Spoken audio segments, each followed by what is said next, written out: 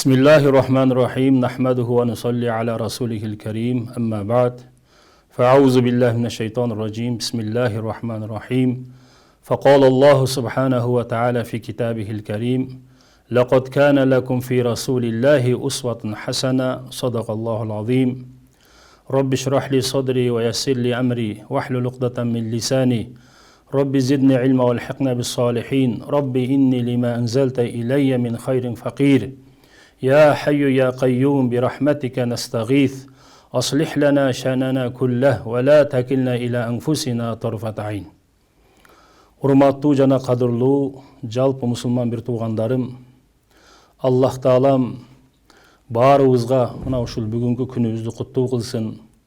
Аллах Таалам баарыбызга бекем иман берсин, чын ден соолук берсин. Калган өмүрүбүздү жараткан Аллах Таалам Алланы разы кылган амалдар менен алек болууга Аллах Таалам мүмкүнчүлүк берген болсун. Жараткан Аллах Таалам Куранда Ахзаб сүрөсүнүн 41 аятында «Лақад кана лакум фи расулиллахи усватун хасана» деп айтты. Аллах Таала силер үчүн пайгамбар саллаллаху алейхи ва салламдын жашоосуна чырайлуу, көркөм үлгү койгон. «Лақад кана лакум фи расулиллахи усватун хасана» Силер үчүн пайгамбар саллаллаху алейхи ва салламдын жашоосунда сонун көркөм үлгү бар, өрнөк бар. Аллах Таала пайгамбарыбызды биз менен сизге үлгү кылып жөнөттү. Эгерде биз менен сиз пайгамбарыбыз саллаллаху алейхи ва салламдын жашоосун ыктыяр кылсак, пайгамбарыбыз көрсөткөндөй жашасак, пайгамбарыбыз саллаллаху алейхи ва саллам баскан изи менен баса турган болсок, пайгамбарыбыздын этегин бекем кармап, пайгамбарыбыз айткан насааттарга амал кыла турган болсок, анда биз дүйнөдө да бактылуу болобуз, жана өлгөндөн кийинки түбөлүктүү жашоодо дагы Аллах Таала биз менен сизди бактылуу кылат. Пайгамбарыбыз саллаллаху алейхи ва саллам ар бир жашоонун тармагында биз менен сизге үлгү. Пайгамбарыбыз үлгү тутканга татыктуу инсан. Себеби дегенде адам баласы бирөөнү үлгү тутса, бирөөнү өзүнө кумир тута турган болсо, бирөөнү ээрчий турган болсо, анын бир кыйын, анын бир жакшы мүнөздөрү же сыпаттар аны тартып турат. Ал эми бардык кыйын сыпаттар, бардык толук сыпаттар, мүнөздөр пайгамбарыбызда чогулган. Пайгамбарыбыздан өткөн абзел, пайгамбардан өткөн мартабалуу, пайгамбардан өткөн илимдүү, пайгамбарыбыздан өткөн кыйын инсанды таппайбыз. Пайгамбарыбыз саллаллаху алейхи ва саллам ар тараптан биз менен сизге үлгү болгон. Эгерде биз пайгамбарыбызды өзгө кумир тутуп жашасак, мына ошондо бактылуу болобуз. Азыр күндө биз менен сиз пайгамбарыбыз алейхиссалату вассаламдын үммөтүбүз дейбиз. Пайгамбарыбызды биздин пайгамбар деп баарыбыз ишенебиз. Бирок мусулмандын жүрөгүндө мен Мухаммад алейхиссаламдай болуп жашайын. Менин күнүм пайгамбардын күнүндөй өтсүн. Менин түнүм пайгамбарыбыздын түнүндөй өтсүн.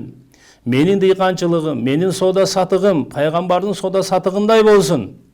Жашоонун ар бир тармагында мен Мухаммад алейхиссалату вассаламдай болуп жашоо сүрөйүн деген сезим мусулмандын жүрөгүндө ойгон элек.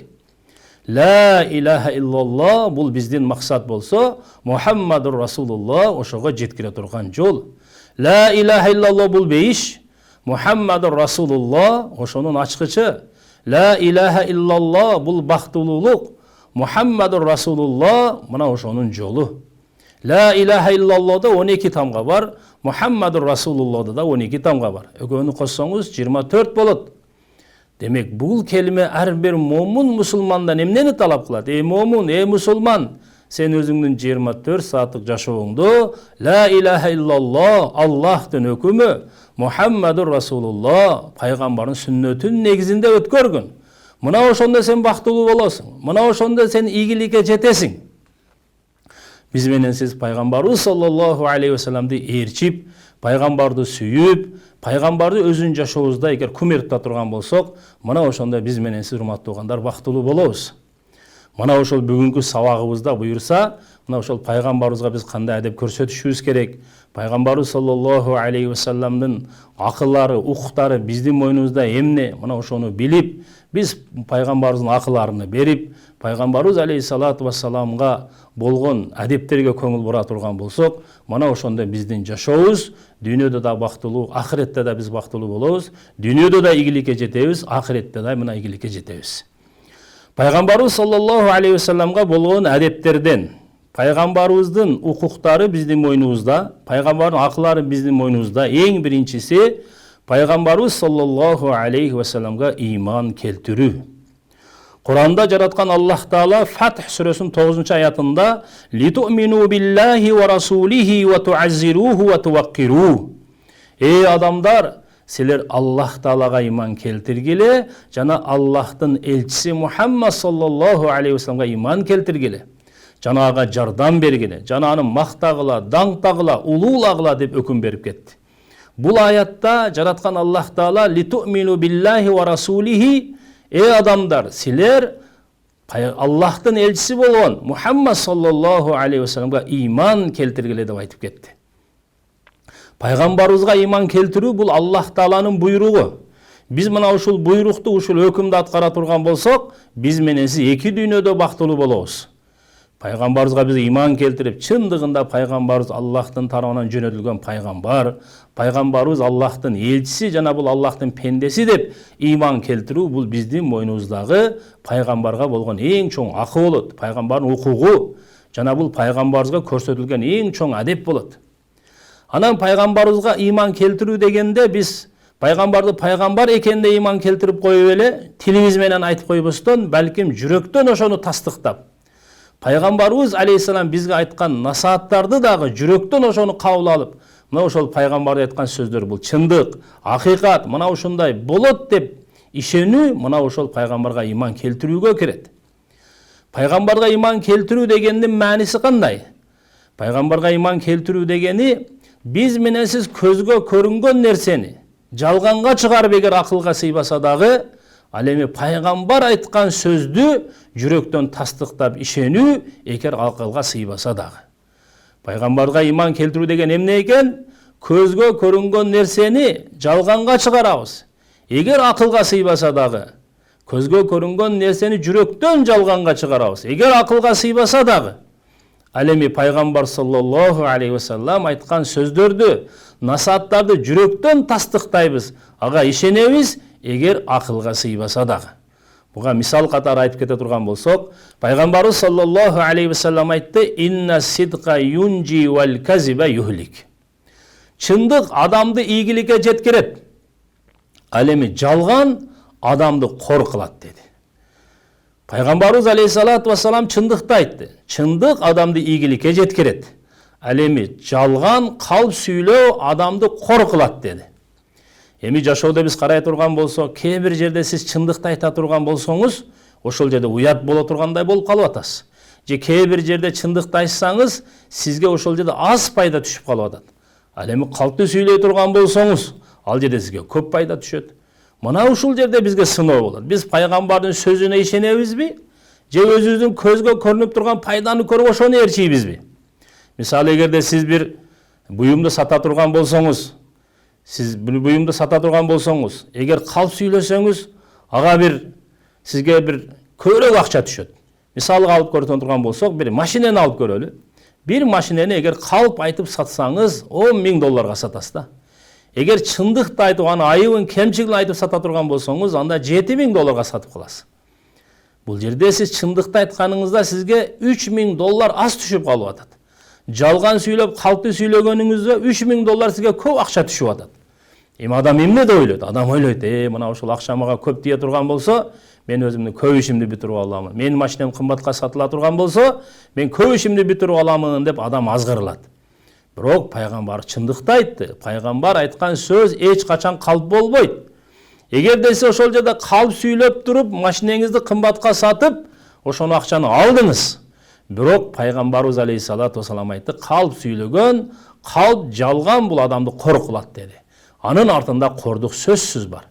Эгер ошол учурда сиз пайгамбардын сөзүнө ишенип, чындыкты сүйлөп туруп, эгерде ошол жерде азыраак акча алып калдыңыз, бирок мунун артында ийгилик жашынып турат. Сөзсүз сиз анда ийгиликке жетесиз. Алла сиздин ошол соодаңызга береке берип коет. Жана ошондой эле дагы бир хадисте пайгамбарыбыз саллаллаху алейхи вассалам 3 нерсеге касам ичип айтты. Валлахи, Аллага касам. Эмнеге касам ичти? Биз менен сизди ишендирүү үчүн. Биз менен сиз кээ бир нерселер биз ишенбей калабыз. Ошону ишендирүү үчүн касам эмне үчүн ичилет? Өзүнүн сөзүн тастыктоо үчүн. Пайгамбарыбыз саллаллаху алейхи вассалам касам ичип айтты: "Валлахи ма нақаса малун мин садака." Эч качан акча садаканын себебинен азайбайт деди. Эч качан акча садаканын себебинен азайбайт деди. Эми карап турсаңыз, сиздин мисалы 10 чөнтөгүңүздө 10 миң сом акча боло турган болсо, ошону сиз 5 миң сомун садака кылып жибердиңиз да. Эми сиздин чөнтөгүңүздө канча акча калды? Сиздин чөнтөгүңүздө 5 миң сом акча калды. Эсептесеңиз деле ал 5 миң сом болот. Эми биздин көзүбүз эмнени көрүп турат? Биз садака бердик. Садака бергенден кийин биздин акчабыз азайып кетти. Биздин көзү мына ушуну көрүп турат. Ошон үчүн айтып атабыз, пайгамбарга ыйман келтирүү деген эмне? Пайгамбардын сөзүнө да ыйман келтирүү. Пайгамбар айткан сөз хак, бул чындык, бул сөзсүз болот. Пайгамбарыбыз саллаллаху алейхи вассалам айтты, чындык бул инсанды ийгиликке жеткирет деди. Демек чындык сүйлөгөн сөз ийгиликке жетебиз. Эч качан акча деди, садаканын себебинен азайбайт. Садаканын себебинен мал көбөйөт, акча көбөйөт деди. Биздин көзгө азайгандай көрүнүп жатат. Жана ошону эсептесеңиз деле 5 миң сом акча аз болуп жатат. Бирок биз айтабыз, жок, биз көз көргөн нерсени жалганга чыгарабыз. Бул акылга сыйбаса дагы жүрөктөн жалганга чыгарабыз. Жок, мен акчам азайган жок. Акылга сыйбай атат бул нерсе. Пайгамбар айткан сөздү жүрөктөн тастыктайбыз, ишенебиз, эгер акылга сыйбаса дагы. Мына ушул ыйман, пайгамбарга ыйман келтирүү деген ушул. Пайгамбарыбыз саллаллаху алейхи вассалам айтты, садакадан акча азайбайт деди. Менин чөнтөгүмдөгү бул 10 миң сом акчадан 5 миң сом мен садакага бердим. Менин акчам дагы көбөйдү деп ишенүү чындыгында Аллах Таала көбөйтүп берет. Hazreti Ayşe radıyallahu ta'ala anha enemiz aytат, sadakаны бергенде биринчи садака Аллахтын астына барат. Андан кийин садака алган Аллахтын алдына барат дейт. Ошон үчүн ал хадия бергенде, садака бергенде ого миски сүртүп берет эле. Эмнеге? Биринчи бул Аллахтын астына барганда садака жыттуу болуп барсын. Андан кийин ошол алуучунун колуна тие деген да. Экинчиси пайгамбарыбыз алейхиссалату вассалам айтты: "Ва ма задаллаху абдан би'аффин илля изза." Пенде кечиримдүү болгон себептен Аллах анын иззатын, урмасы, кадыр баркын көтөрүп коет деди. Жогору кылып коет деди. Эми биз эмнени жашоодо эмнени көрөбүз? Бир адам экинчи адам менен кичине ызылдашып кетип, ортодо кичине өйдөлүү болуп кетсе, бир адам кечирип койсо, кой эми деп унчукпай койсо, аны биз коркок деп ойлойбуз. Бул коркуп калды. Бул кечирип койду. Бул ошону менен тиреше албады, уруша албады, коркту дейт да. Жок, корккон жок. Балким Аллах анын иззатын, урмасын, кадыр баркын көтөрүп койду. Жана ошондой эле пайгамбар 3-хадистин 3-бөлүгүндө айтып жатат, тилемчилик кылган себептен инсандын жакырчылыгы, кедейчилиги көбөйө берет деди. Эми тилемчилик кылган адамга анын көзүнө жеңил көрүнүшү мүмкүн. Ал ошол көчөдө тилемчилик кылып турат, эч кандай жумуш кылган жок, жөн эле акча берле деп тиленип турат. Ага жөндөн эле акча түшө берди да. Эми бул адам ойлойт, мен байып кеттим, мага акча жөн эле жеңил жол менен келип жатат деп. Жок. Пайгамбарыбыз айтты, мунун жакырчылыгы көбөйө берет деп. Тилемчилик кылган себептен жакырчылык көбөйө берет экен. Ошол себептен бул эң чоң адеп, пайгамбарыбыз саллаллаху алейхи вассаламга иман келтирүү, пайгамбарыбыз Аллах Тааланын чындык элчиси, Аллахтын тарабынан келген, Аллахтын пендеси, ошол Аллахтын кабарларын бизге жеткирип келди пайгамбарыбыз.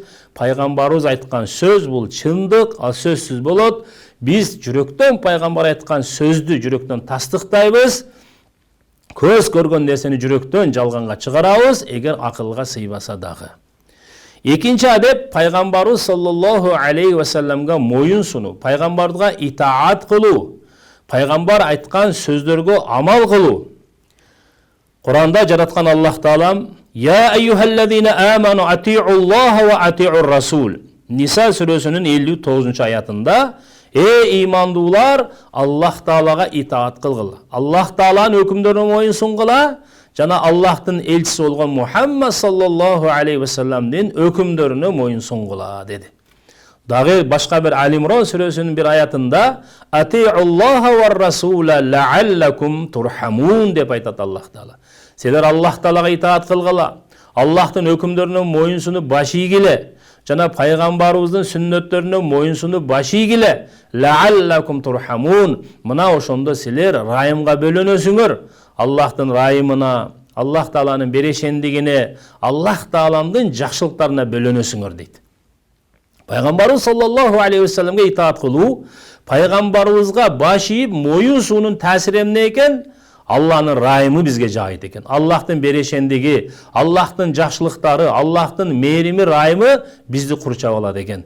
Ошол себептен пайгамбарыбыз саллаллаху алейхи ва саллам дагы өзүнүн бир сөзүндө айтты: "Куллу уммати ядхулунал жанна." Менин үммөтүмдүн бардыгы бейишке кирет. Илля мен аба, бирок баш тарткандар бейишке кирбейт деди. Кыйла ва ман яба я Расулаллах. Ошондо сахабалар сурады: "О Аллахтын элчиси, бейиштен дагы баш тарткан инсан болобу? Бейиштен баш тарткандар кимдер?" деди. Пайгамбарыбыз саллаллаху алейхи ва саллам: "Мен атаани дахалал жанна." Ким мага моюнсунса, менин сөздөрүмдү угуп, ишенип, ошого амал кылса, өзүнүн жашоону алып келсе, мына ошол адам сөзсүз бейишке кирет. Ва мен асани факат аба. Ким менин сүннөтүмдөн баш тарткан болсо, менин насааттарыма амал кылбаган болсо, мага итаат кылып, мага моюн сунбай койгон болсо, мына ошол адам бейиштен баш тарткан адам болуп эсептелет дейт. Кыямат күнү, урматтуу бир туугандар, периштелер бир канча адамдарды тозокко алып жөнөгөндө, ошол адамдар айтат экен: "Биз пайгамбардын үммөтү элек, биз Мухаммад саллаллаху алейхи ва салламдын үммөтү болгонбуз. Бизди тозокко алып кетип жатышат" дегенде пайгамбарга бул кабар жетет экен. Ошондо пайгамбар периштелерге айтат экен: "Силер эмнеге менин үммөтүмдү тозокко алып кетип жатасыңар?" дегенде периштелер айтат экен: "О Аллахтын элчиси, сиз билбейсиз. Булар сиздин үммөтүңүз деп, сиз дүйнөдөн кеткенден кийин сиздин артыңыздан сүннөтүңүзгө каршы амал кылган. Сиздин жолуңузду таштаган, сиздин жолуңуздан жүзү үйүргөн адамдар булар. Сиздин сүннөттөрүңүздү таштап койгон адамдар" деп айтат экен. Ошондо пайгамбарыбыз саллаллаху алейхи ва саллам мына ошолордон баш тартат экен. Андай боло турган болсо буларды тозокко таштагыла деп. Ошол себептен пайгамбарыбыз саллаллаху алейхи ва салламга болгон эң чоң акы биздин мойнубузда пайгамбардын укугу, пайгамбарыбызга болгон адеп. Биз пайгамбардын айткан сөздөрүнө, насааттарында бизге болсо көрсөтүп үлгү болуп, бизге таштап кеткен амалдарга моюн сунуп, ошону биз жашообузга алып келишибиз керек экен. Ал эми үчүнчү адеп, пайгамбар саллаллаху алейхи ва салламды бардыгынан жакшы көрүү. Пайгамбарыбыз алейхиссалату вассаламдын махаббаты биздин жүрөгүбүздө калган бардык ата-энебизге, балабызга жана башка жакын инсандарга болгон махаббаттан жогору туруу керек. Пайгамбарыбыз саллаллаху алейхи ва саллам Бухари шарифте келген хадисте айтат: "Ла ю'мину ахадукум хатта акуна ахабба илейхи мин валидихи ва валади ван наси ажмаин." Силердин бирөөңөр толук ыйман келтире албайт, толук ыймандуу болуп эсептелбейт. Ал мени өзүнүн атасынан, баласынан жана өзүнүн жакын адамдарынан дагы жогору жакшы көрмөйүнчө. Демек ыйман деген эмне экен? Пайгамбарыбызга ыйман келтиргендин белгиси биз пайгамбарыбызды өзүбүздүн атабыздан дагы, ата-энебизден дагы, бала чакабыздан дагы, өзүбүздүн жакын туугандарыбыздан дагы, балким бардык адамдардан пайгамбарыбызды көп сүйүү, пайгамбарды жогору сүйүү, бардыгынын сүйүүсүнө караганда пайгамбарыбызга болгон сүйүүдүн жогору болуусу мына ошол ыймандын белгиси экен. Урматтуу мусулман бир туугандар, адам бирөөдү жакшы көрөт, бирөөдү сүйөт. Эмне себептен? Анын бир жакшы сыпатынын себебинен, анын бир кыйындыгы себебинен, бирөө-бирөөнүн байлыгынан таасирленет, бирөө-бирөөнүн бийлигинен таасирленет, бирөө-бирөөнүн сулуулугунан таасирленет, бирөө-бирөөнүн адеп ахлак, кулк мүнөздүү жакшы пейилинен таасирленет. Ал эми пайгамбарыбыз саллаллаху алейхи ва саллам бүт жактан кыйын инсан болгон. Пайгамбарыбыз саллаллаху алейхи ва саллам сүйгөнгө татыктуу инсан болгон. Пайгамбарыбыз алейхиссалату вассалам эң адеп ахлактуу, эң ыймандуу инсан болгон, Аллахтан эң корккон, эң илимдүү, баарынан илимдүү инсан болгон пайгамбарыбыз. Пайгамбарыбыз алейхиссалам баарынан бай болгон. Пайгамбарыбыз саллаллаху алейхи ва саллам баарынан берешем болгон, кичипейил болгон. Пайгамбарыбыз баарынан күчтүү болгон. Демек бардык кыйын мүнөздөр, сыпаттар пайгамбарыбыз саллаллаху алейхи ва салламда болгон. Ошон үчүн пайгамбарыбыз сүйгөнгө татыктуу зат. Биз пайгамбарыбызды сүйүп, күндөн күнгө пайгамбарга болгон сүйүү күчөй бериш керек. Биз өзүнүн ата энебизден дагы, бала чакабыздан дагы, биз жакын адамдарыбыздан дагы пайгамбарыбызды көбүрөөк сүйүүбүз керек. Биздин пайгамбарга болгон сүйүү калган бардык адамдарга болгон сүйүүдөн жогору туруу керек. Эмнеге? Себеби дегенде пайгамбарыбыз саллаллаху алейхи вассалам бизге келип, ошол атага кандай мамиле жасаш керек, энеге кандай мамиле жасаш керек, үйдөгү аялыңа кандай мамиле жасоо керек, жана өзүңдүн балдарыңа кандай мамиле кылып, аларды кандай тарбиялоо керек. Биз менен сизге пайгамбарыбыз саллаллаху алейхи вассалам бардык адамдардын, керек болсо жаныбарлардын дагы аксын пайгамбарыбыз алейхиссалам бизге айтып берди. Пайгамбарыбыз саллаллаху алейхи вассалам эң жыттуу инсан болгон. Сахабалар кайсыл жолдо пайгамбар басканда билет эле, ушул жолдон пайгамбар баскан экен деп жытынан билип алат эле да. Сахабалар айтат, биз пайгамбарды жоготуп койгонубузда жытынан таанып алат элек, жытынан издеп таап алат элек деп. Эгерде кайсы бир жаш баланын башына пайгамбар сылап койгон болсо, ошо баланын энеси таанычу экен да, менин баламдын башына пайгамбардын колу тийиптир деп. Себеби жыт уруп калчу экен. Пайгамбарыбыз алейхиссалам жыттуу болгон. Бир жолу Умму Салма радыйаллаху таала анха, энебиз пайгамбардын жубайы, пайгамбар Меккеде ысык болот. Эс алып жатса, пайгамбардын денесинен тер тамчылап жатыптыр. Умму Салма радыйаллаху таала анха, энебиз өзүнүн кичинекей атырдын иши бар экен, пайгамбардын денесинен чыгып жаткан терди ошол идишке куюп жатыптыр да. Анан пайгамбар алейхиссалату вассалам ошол жерде ойгонуп кетип, Умму Салма, эмне кылып жатасың десе, я Расулаллах, менин үйүмдө уут жана ан бар. Уут жана ан бар арабтарда эң кымбат, эң жыттуу атырдын аты да. Менде уут жана ан бар атырым бар үйдө. Мен сиздин денеңизден чыккан терди ошол атырга кошомун, менин уут жана ан бар атырым дагы да жыттуу болот деген экен да. Пайгамбар өзү жыттуу инсан болгон. Пайгамбардын денесинен жыт чыгып турган, ошону менен бирге пайгамбарыбыз жытты атырды дагы жакшы көрөт эле да.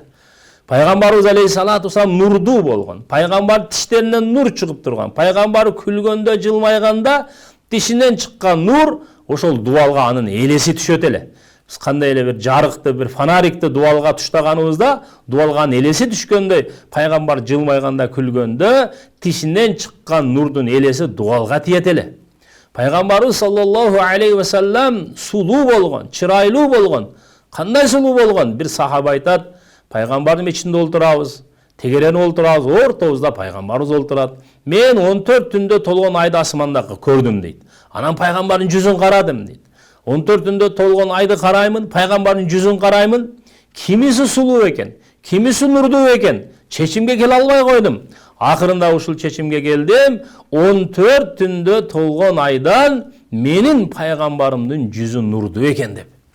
Пайгамбарыбыз саллаллаху алейхи вассалам бир жолу үйүнө кирип келди. Hazreti Ayşe radıyallahu taala anha enemiz kiyim tigip жатат эле, колунан ийнеси түшүп кетип, ошол үйдө свет күңүрт экен, жары күңүрт экен, ийнени таппай жатыптыр. Анан аңгыча пайгамбарыбыз эчтен кирип келсе, пайгамбардын жүзүнүн нурунан бөлмө жап-жарык болуп, Айша радıyallahu taala anha enemiz жоготкон ийнесин кайра таап алды да. Айша радıyallahu taala anha enemiz айтат, Юсуп пайгамбардын сулуулугун көргөн ошо Мисирдин аялдары сулуулугуна азгырылып, бычактар менен колдорун кесип алышты дейт. Колдорун кесип алганды билбей да калышты. Юсуп пайгамбардын сулуулугуна азгырылган себептен. Ал эми менин сүйгөнүм Мухаммад саллаллаху алейхи вассаламдын сулуулугун көргөн сахабалар пайгамбарыбыз үчүн башын кестиргенге даяр болду. Пайгамбар үчүн баш кестиргенге даяр болду. Пайгамбарыбыз саллаллаху алейхи вассалам сулуулугу кандай эле көргөн сайын ачылат эле да. Юсуп пайгамбардын сулуулугучу бир көргөндө бардык сулуулук сыртка чыгат эле. Бардык сулуулук көрүнөт эле. Ал эми пайгамбарыбыз саллаллаху алейхи вассалам сулуулугу көргөн сайын ачыла берет эле да. Бир көрдүң пайгамбарды сулуураак, экинчи көргөндө андан сулуураак, кийинки көргөндө андан сулуураак, ушундай болуп кете берет эле.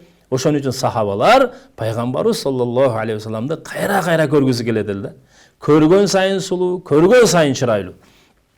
Hazreti Hasan ibn Sabit radıyallahu ta'ala sahaba Пайгамбар sallallahu aleyhi ve sellem тууралуу bir ыр жазган. Ошону алымдар айтат. Hasan ibn Sabit кыска ыр жазып кетти. Бирок пайгамбарды мактаган, пайгамбарды даңктаган канча акындар өткөн болсо, бардык акындардын ошо жазган мактоолорунан Hasan ibn Sabit'in жазган эки катар ыр саптары бул салмактуу деп айтат.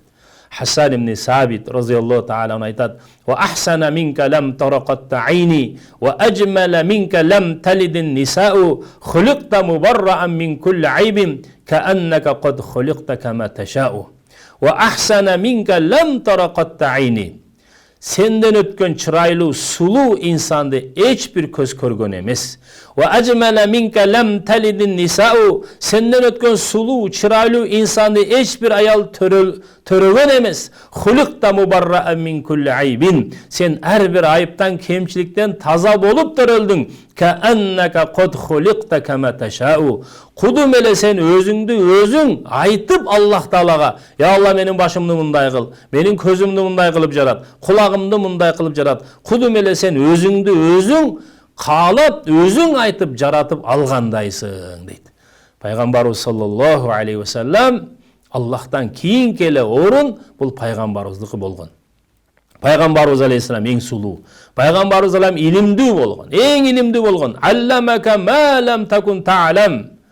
Ve kana fadlullahi aleyke azima. Kur'an'da jaratkan Allah Teala aytadi: "Allamaka ma lam takun ta'lam."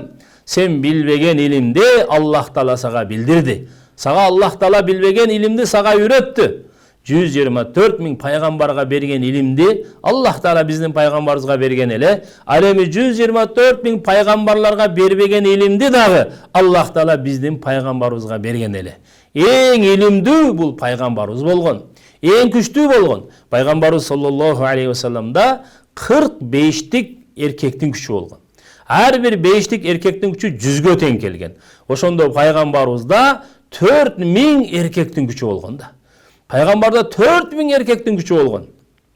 Пайгамбарыбыз саллаллаху алейхи ва саллам адеп ахлактуу. Пайгамбарыбыз алейхиссалату ва салламдын берешендиги шамалдан дагы тез болот эле. Шамалдан дагы пайгамбарыбыз алейхиссалам берешендиги тез болот эле. Жана ошондой эле пайгамбарыбыз алейхиссалам эң адеп ахлактуу, кулк мүнөздүү болгон. Куранда Аллах Таала иннака ла ала хулукун азим деп мактап кетти. Сен адеп ахлактуусуң. Сен эң жогорку деңгээлдеги мартабалуу, эң жогорку деңгээлдеги сен адеп ахлактуусуң деп пайгамбарыбызды Куранда Аллах Таала мактап жатат. Ошол себептен пайгамбар адеп ахлак жагынан бул машхур болгон, таанылган инсан да. Misal aytат го, бейиште Аллах Таала Адам пайгамбардын боюн берет экен, Аллах Таала Юсуп пайгамбардын сулуулугун берет экен, Иса пайгамбардын жашын берет экен, Муса пайгамбардын күчүн берет экен. Мына ошондой эле Мухаммад саллаллаху алейхи ва салламдын адеп ахлак, кулк мүнөзүн берет экен.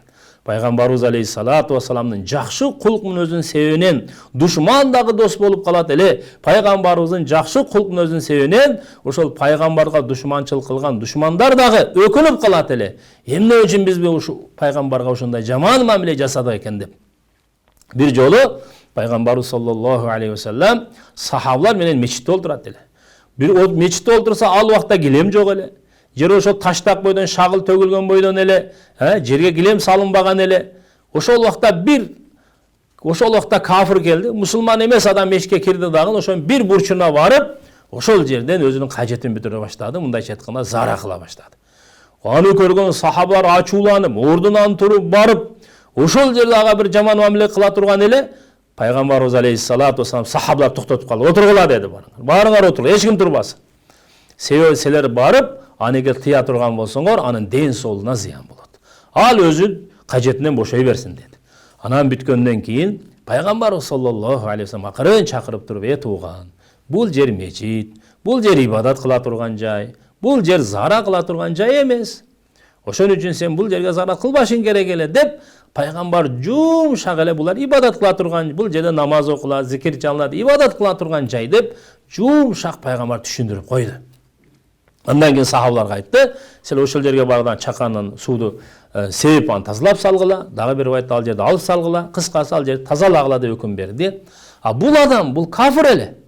Пайгамбардын ушул адеп ахлак кулк мүнөзүн көрүп, таасирленип, жолдо кетип жатып, өзүнө өзү вала зарабани, вала зажарани, вала кахарани. Мени урбады, мени тилдебеди, мага жаман айтпады, жирикпеди.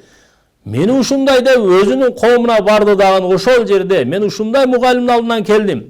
Ал мен ушундай жаман иш кылып койсом, ал мени урган дагы жок. Ал мени тилдеген дагы жок. Ал мени башка түрткөн дагы жок, жирккен дагы жок деп өзүнүн ошол коомуна пайгамбарды мактап, ошол жерде мусулман болуп, өзүнүн коомунан да бир канча адамды мусулман кылып пайгамбарыбызга алып келди. Мына пайгамбардын адеп ахлак, кулк мүнөзүнүн себебинен адамдар динге келген. Ошол себептен пайгамбарыбыз саллаллаху алейхи ва салламды баарынан жакшы көрүү бул мана ошол пайгамбарга болгон эң чоң адеп, биздин мойнубуздагы пайгамбардын акысы, биздин мойнубуздагы пайгамбардын бул укугу болуп эсептелет. Ар бир мусулман өзүнүн жүрөгүн карасын. Жүрөгүндө пайгамбарга болгон мухаббат канча? Эгер пайгамбарыбызга болгон мухаббат жүрөгүндө толуп турган болсо, биз пайгамбарды өзүнүн ата-энебизден, өзүбүздүн бала чакабыздан, өзүбүздүн ошол жакындарыбыздан дагы жакшы көрүп жаткан болсок, анда бул имандын толук болгон белгиси. Эгерде биз жүрөгүбүздөн пайгамбарыбыздан жогору эгерде биз башкаларды жакшы көрүп жаткан болсок, анда бул имандын алсыздыгынын белгиси.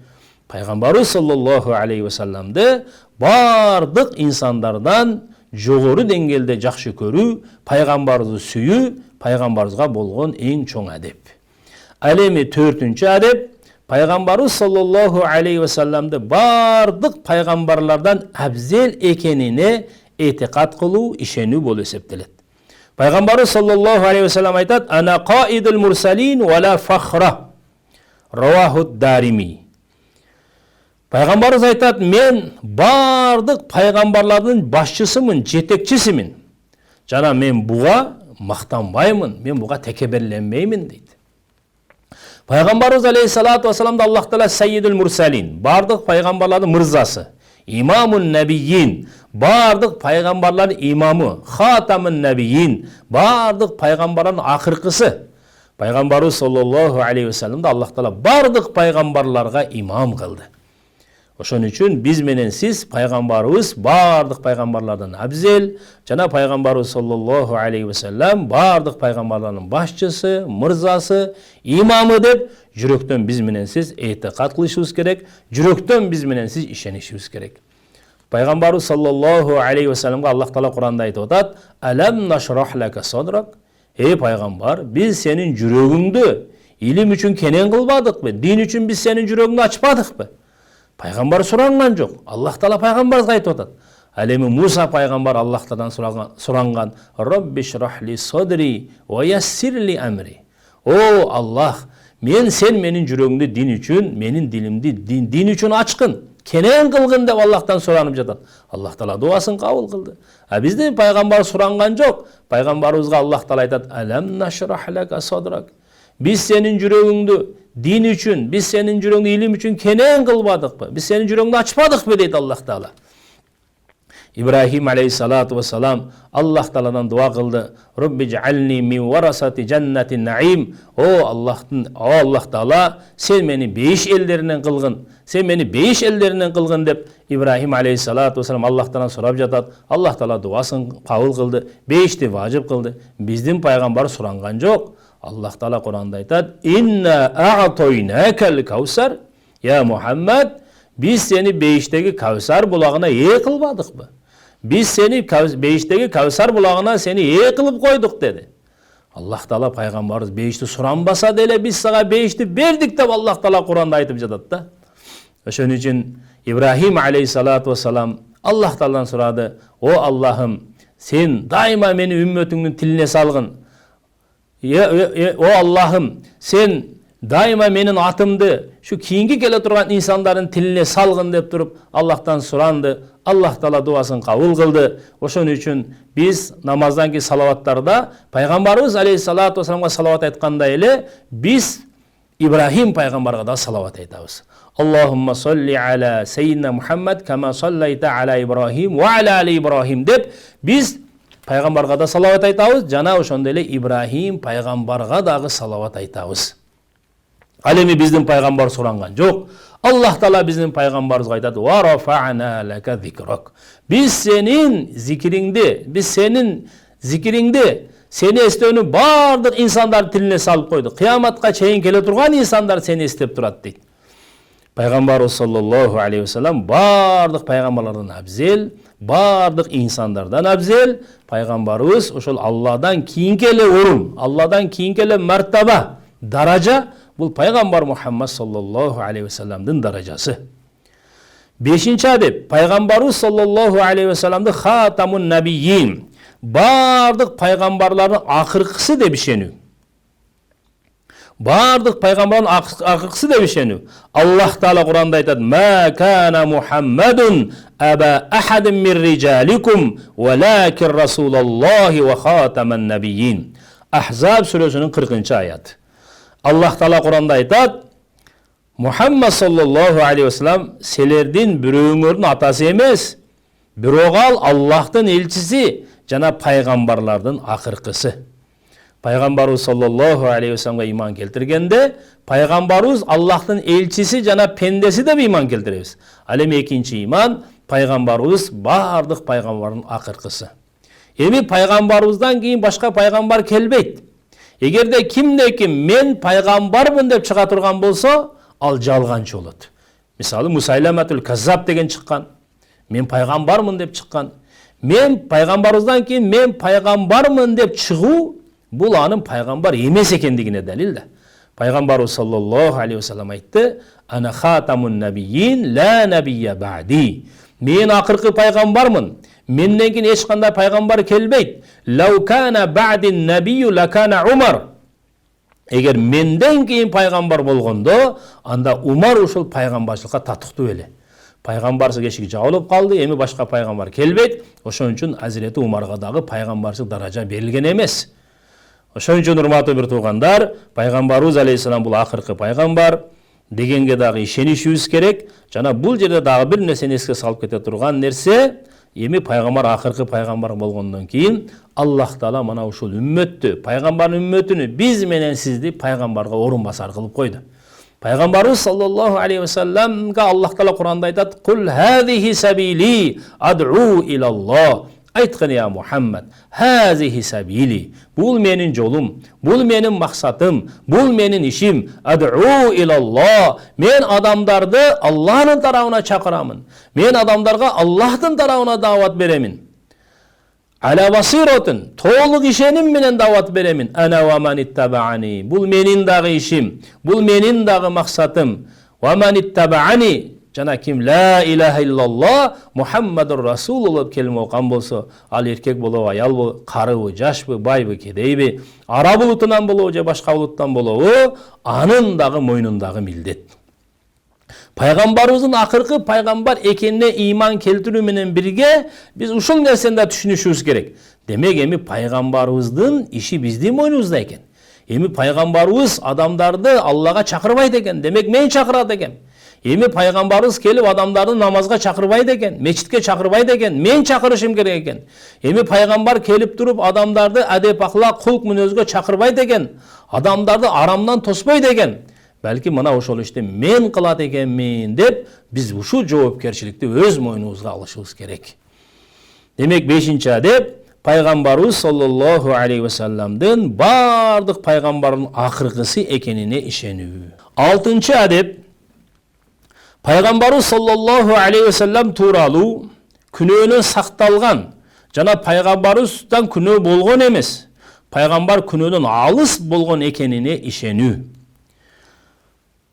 Шархул Фикул Акбарда Ал-Анбияу алейхимуссалам куллухум муназзахуна ани-сгаири вал-кабаир вал-куфри вал-кабаих, яни qabla an-нубуввати ва ба'даха. Пайгамбарлар алейхимуссалату вассалам, бардык пайгамбарлар кичине күнөөлөрдөн, чоң күнөөлөрдөн, жана куфурдан, жана жаман иштерден пайгамбар болгондон мурда дагы, жана пайгамбар болгондон кийин дагы сакталынган. Аллах Таала ошол эч бир күнөө кылбаган, күнөөнөн сакталынган, күнөөгө барбаган инсандарды пайгамбар кылып тандап алган да. Аллах Таала пайгамбарларды күнөөлөрдөн сактап койгон. Ошон үчүн биз менен сиз мойнубуздагы акы, пайгамбардын акысы, пайгамбардын укугу, пайгамбарга болгон адеп. Биз пайгамбарлардан ошо Куранда дагы анча-мынча жерде пайгамбарлар ошондой ката кетиптир десе, пайгамбар ошондой күнөө кылган экен, пайгамбар туура эмес кылган экен деген ой келбеш керек. Балким Мисалы, пайгамбардын эле жашоосун алып карай турган болсок, мисалы пайгамбарыбыз бир жерде сахабалар менен кетип жатып, багымдат намазы каза болуп калат. Эми багымдат намазын каза кылып коюу, убагында окубай калуу бул чоң күнөө болот. Себеби дегенде фарз ташталып жатат. Анан пайгамбар турду дагы сахабалардын баарын чогултуп туруп, ошол жерде пайгамбарыбыз саллаллаху алейхи вассалам айтты, эми казасын окугула. Багымдат намазын казасын окугула деп казага буйрду. Эми ушул жерде алып көрө турган болсок, эмне пайгамбардан күнөө болду ошондо? Жок.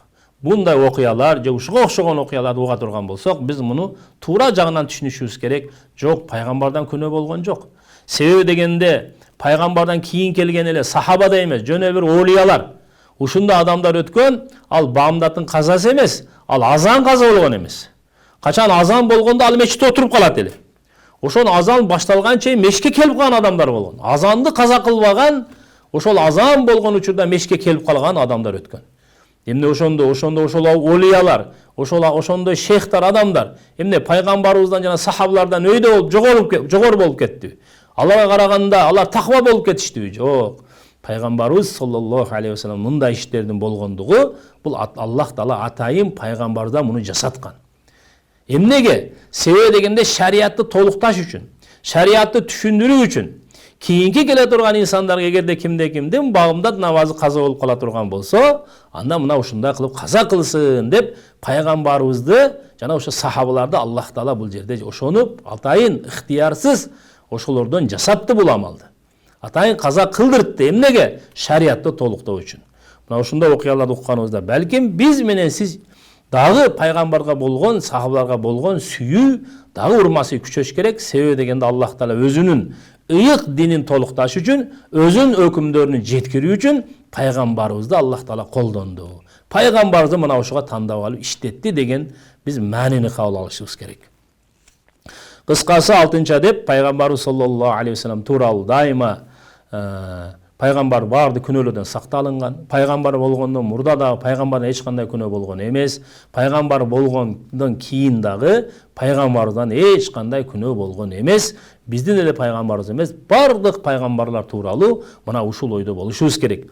Куранда дагы ошол окуялар бар. Кээ бир жерлерде Аллах Таала пайгамбарлардан ошол бир ишти кылдыртып, ошону бизге түшүндүргөн, мына ушундай кылбагыла, мындай кылсаңар мындай болот деп, мына ошол жерлерде биздин жүрөгүбүзгө пайгамбарларга болгон кемчилик келбеш керек. Аллах Таала шариатты толукташ үчүн, өзүнүн өкүмүн жеткирүү үчүн пайгамбарларды Аллах Таала колдонду деп, пайгамбарларга болгон урмасы, кадыр барк биздин жүрөгүбүздө пайгамбарларга болгон сүйүү дагы күчөш керек. 7-нчы адеп Пайгамбарыбыз саллаллаху алейхи вассаламга каршылык көрсөтүүдөн сактануу. Куранда Аллах Таала Ниса сүрөсүнүн 115-нчи аятында: "Ва ман юшакикир расула мин ба'ди ма табайяна лахул худа." Эгерде ким пайгамбарга каршы чыкса, ага ачык хидаяттын далили келгенден кийин, ага ачык пайгамбарыбыздын пайгамбар экендиги билингенден кийин дагы пайгамбарыбызга каршы чыкса, ва яттаби гойра сабилил муъминин, жана момундардын жолунан башка жолду тандаса, нуваллихи ма тавалла, биз анда анын тандаган туура эмес жолуна аны таштап коебуз. Жөн коебуз, ошол жолго аны таштап коебуз. Ва нуслихи жаханнам, ал эми акыретке келгенде биз аны тозоготуна салабыз. Ва саат масиро, ал эми тозоготу кандай гана жаман бара турган жай. Мына биз пайгамбарыбыз саллаллаху алейхи каршылык көрсөтпөшүбүз керек. Кантип көрсөтөбүз пайгамбарыбызга каршылык? Пайгамбарыбыз саллаллаху алейхи вассалам акыл жагынан, илим жагынан пайгамбарыбыз саллаллаху алейхи вассалам эң илимдүү болсо, эң акылдуу болсо, эң эстүү инсан, эң көрөгөч болсо, жараткан Аллах Таала пайгамбарыбызга бейишти да көрсөткөн, тозокту да көрсөткөн. Мираж сапарында пайгамбарыбызга бейишти да көрсөттү, тозокту да көрсөттү. Пайгамбарыбыз алейхиссалам өлгөндөн кийин эмне болот? Ошонун бардыгын Аллах Таала пайгамбарга көрсөткөн.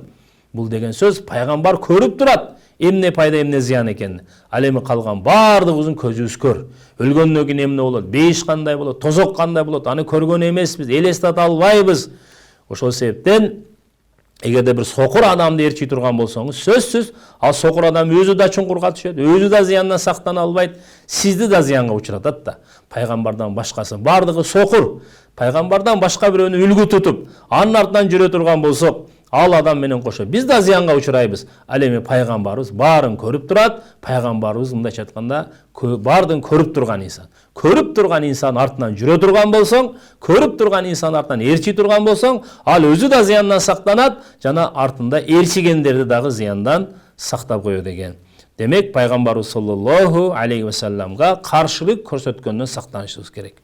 Ал эми 8-чи адеп пайгамбарыбыз саллаллаху алейхи ва салламды сүйүүдө чектен ашпоо. Чектен ашкандан сактанышыбыз керек. Аллах Таалага тиешелүү болгон сыпаттарды пайгамбарыбызга да тиешелүү кылуу, мына ошол пайгамбарды сүйүүдө чектен ашуу болуп саналат. Биз бул нерседен сактанышыбыз керек. Пайгамбарыбыз саллаллаху алейхи ва саллам айтат, Шамаили Тирмизи деген китепте: "Ла татруни кама атаратин насара Иса ибн Марьям, иннама ана Абдуллах, факулу Абдуллахи ва расулах. Ла татруни кама атаратин насара." Кандай эле христиандар Иса ибн Марьямды, Марьямдын баласы Иса пайгамбарды чектен ашып мактагандай, силер мени чектен ашып мактабагыла деди. Алар кандай кылды? Алар Иса пайгамбарды Аллахтын баласы деп алды, ва наузу билла. Бул Аллахтын баласы деди. Аллахтан келген рух деп алды. Ва наузу билла, Алла сактасын. Чектен ашып Иса пайгамбарды мактап жиберишти да. Аллага ширк келтиришти. Пайгамбарыбыз айтат, силер христиандар Иса ибн Марьямды, Иса пайгамбар чектен аша мактагандай, силер мени чектен аша мактабагыла. Силер айткыла, иннама ана Абдуллах, мен Абдуллахмын, Аллахтын пендесимин. Факулу, силер айткыла, Аллахтын пендеси жана Аллахтын элчиси деп. Ошон үчүн биз пайгамбарыбызга иман келтиргенде, пайгамбарыбыз саллаллаху алейхи ва саллам абдуху ва расулуху, пайгамбарыбыз Аллахтын пендеси жана Аллахтын элчиси деп айтабыз. Пайгамбарыбыз саллаллаху алейхи ва салламга ошол Аллага болгон тиешелүү мүнөздөрдү пайгамбарыбызга дагы тиешелүү кылуу бул ширк болуп эсептелет. Мисалы кандай? Мисалы Аллах Таала хадыр. Аллах Таала ар бир жерде бизди көрүп турат, угуп турат, билип турат. Пайгамбарыбызда дагы дайым бизди пайгамбар ушул жерде да пайгамбарыбыз бар, бизди көрүп турат, угуп турат, билип турат деген бул ширк болот. Жана ошондой эле Аллах субханаху ва таала келечекти билет. Келечекте эмне болушун Аллах гана билет, пайгамбар билбейт. Жок, пайгамбар келечекти да билет, келечекти айтып берген деш, бул дагы ширк болот. Ооба, пайгамбарыбыз келечекти кээ бир жерлерде ушундай болот деп айткан болсо, Аллах Таала биринчи пайгамбарыбызга ошо келечекти кабар берген, ошол Аллахтын кабарын гана пайгамбар бизге жеткирип коюп атат. Пайгамбар өзүнүн тарабынан келечекте мындай болот, тигиндей болот деп пайгамбар айткан эмес. Демек келечекти билүү бул Аллага гана тиешелүү сыпат. Дайым бизди ар жерде көрүп туруп, угуп турган, билип турган бул Аллага гана тиешелүү сыпат. Мына ошого сыпаттарды пайгамбарыбызга тиешелүү кылуу бул дагы ширк болуп эсептелет. Мына ушул нерседен сактанышыбыз керек. Ал эми 9-чу адеп көп пайгамбарыбызга салават айтуу. Пайгамбарыбызга көп салават жана саламдарды айтуу биздин мойнубуздагы пайгамбарыбыздын укугу болот, пайгамбарыбыздын акысы болот. Пайгамбарыбыз саллаллаху алейхи ва саллам айтат: "Аулан нас би яумал кияма аксарухум алайя салатан", Тирмизи. Пайгамбарыбыз саллаллаху алейхи ва саллам айтат: "Кыямат күнү мага адамдардын эң жакыны, кимдер мага көп салават айткан болсо, мына ошолор мага эң жакын болот" дейт. Урматтуу мусулман бир туугандарым, пайгамбарга салават, пайгамбарга салам дегендин мааниси кандай? Пайгамбарыбыз саллаллаху алейхи ва саллам бизге көп жакшылыктарды кылды. Пайгамбарыбыз келип бизге тозоктун жолунан бизди кайтарды, бейиштин жолуна бизди салды. Ата-эненин акысы кандай, балага кандай мамиле кылыш керек, аялга кандай мамиле жашаш керек, өз ара бири-бирибизге бири-бирибиздин укуктарыбызды, акыларыбызды айтып берди. Ошо акыларды аткарган себептен жер бетинде тынчтык орноп жатат. Биз биринин акыбызды билебиз. Кой, бул менин кошунам болот экен, бул менин атам болот экен, мен баш ийишим керек, бул менин устазым болот экен, бул менин аялым болот, бул менин балдарым болот, аларга мен жумшак мамиле жасашым керек, бул чоң болот, бул кичине болот деп пайгамбарыбыз өз ара, биздин өз ара бири-бирибизге болгон акыларыбызды, жаныбарларга болгон акыларды пайгамбар айтып берди. Бизге бейиштин жолун көрсөттү, бизге бейишке кире турган амалдарды бизге үйрөтүп кетти, көрсөтүп кетти, айтып кетти. Мына ошол пайгамбарыбыз бизге кылган жакшылыктар өтө көп. Биз ал жакшылыктардын акысын бере албайбыз, төлөй албайбыз.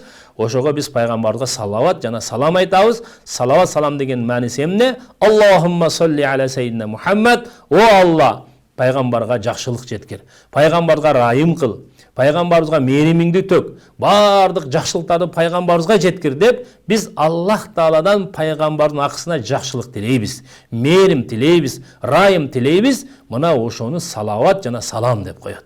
Демек пайгамбарыбыз саллаллаху алейхи вассалам көп салам жана салаваттарды айтып туруу бул биздин мойнубуздагы пайгамбарыбыздын акысы болуп эсептелет. Мына ушул аркылуу биз пайгамбарыбыздын кылган жакшылыктардын акысын берет экенбиз. Хадисте келет, ким пайгамбарга салават айтса, эгерде Мәдинадан башка шаарда айта турган болсо, бир периште келет экен, ошол айткан салаватын бир идишке салып, түз пайгамбарыбызга Медина шаарына барат экен, пайгамбарыбыз кабырда тирүү, пайгамбарыбыз саллаллаху алейхи вассаламга баягы хадияны, белекти сунуш кылат экен. Пайгамбарыбыз аны көрүп туруп сүйүнөт экен. Муну сизге баланча улу баланча Кыргызстандан жөнөттү, баланча кызы баланча Кыргызстандан жөнөттү дейт экен. Пайгамбарыбыз аны угуп аябай сүйүнөт экен, кабырда жатса дагы ошол үммөтүнүн жөнөткөн белегинен сүйүнөт экен. Ошого эгерде ким менин тарабымдан пайгамбарыбызга үзүлбөстөн хадия, белек жетип турсун десе, анда тилинен салаватты түшүрбөсүн. Эгерде ким бир жолу салават айтса, Аллах Таала 10 ага ырайымын жөнөтөт. 10 мээримин асмандан Аллах Таала жерге жөнөтөт.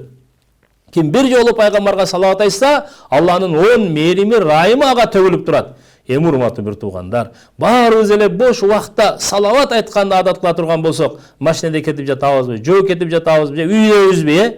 Эми ойлоп көрүңүздөр. Ар бир адамдын айткан салаватына, бир салаватына 10 Алланын ырайымы, мээрими төгүлө берсе, анда биз жашап жаткан шаарга, биз жашап жаткан айылга эмне деген Аллахтын мээрими, ырайымы, берешендиги төгүлүп турат.